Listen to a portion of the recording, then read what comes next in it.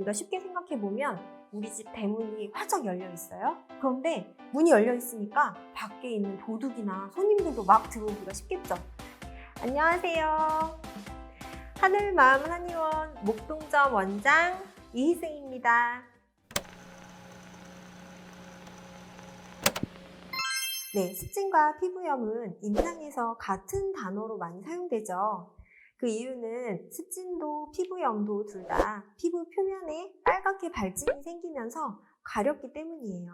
이렇게 공통적인 특징을 가지고 있는데 피부염은 말 그대로 피부 표면에 염증이 생기는 거거든요.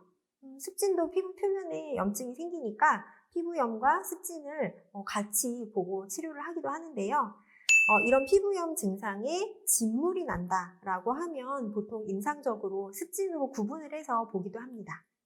네, 습진의 종류에 따라서 치료법이 많이 달라지진 않지만 습진이 생기게 된 원인, 그러니까 습진이 생기기 이전 질환이 예를 들어서 아토피였다 그러면 아토피성 습진으로 분류를 하거나 접촉성 피부염에 의한 거였다 하면 접촉성 피부염성 습진 이렇게 부르기도 하고요.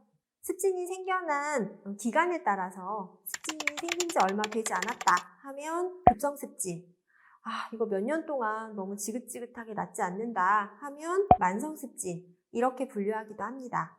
또 습진이 생긴 모양에 따라서 이 습진이 동글동글하게 동전 모양으로 생긴 습진이 있는데요. 그건 동전처럼 생겼다고 해서 화폐상 습진이라고 부르기도 합니다. 네, 근데 습진 정말 잘 낫지 않고 지겹고 힘드시죠? 습진이 잘 낫지 않는 이유가 궁금하시다면 이 영상을 참고해주세요.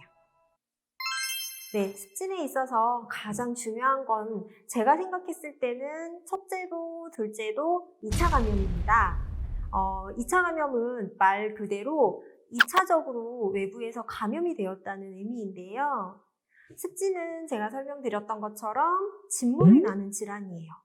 진물이 난다고 하는 거는 내 몸 안에 있는 체액, 그러니까 혈액의 일부 성분인 물 성분이 몸 밖으로 습진 부위를 타고 빠져나간다는 걸 의미하거든요. 그러니까 쉽게 생각해보면 우리 집 대문이 활짝 열려 있어요. 그러면 나도 나가기가 쉽고 우리 집 강아지도 나가기가 쉬워요. 그런데 문이 열려 있으니까 밖에 있는 도둑이나 손님들도 막 들어오기가 쉽겠죠. 그래서 이 피부에서 진물이 난다고 할 때는 진물이 나가기도 쉽지만 밖에 있는 세균이나 바이러스가 그 부위를 타고 침입해서 몸 안에서 감염을 일으키기도 쉽다라고 기억하셔야 돼요. 그럼 이 2차 감염을 막기 위해서는 어떻게 관리를 해야 되는지 잠깐 알려드릴게요. 2차 감염을 막기 위해서는 당연히 세균이나 바이러스가 침입하지 않을 수 있도록 피부 발진 부위를 깨끗하게 관리를 해줘야겠죠. 그런데 가끔 깨끗하게 관리를 해야겠다라고 이제 그것만 알고 이 부위를 알코올이나 과산화수소 같은 걸로 소독하시는 분들이 계세요.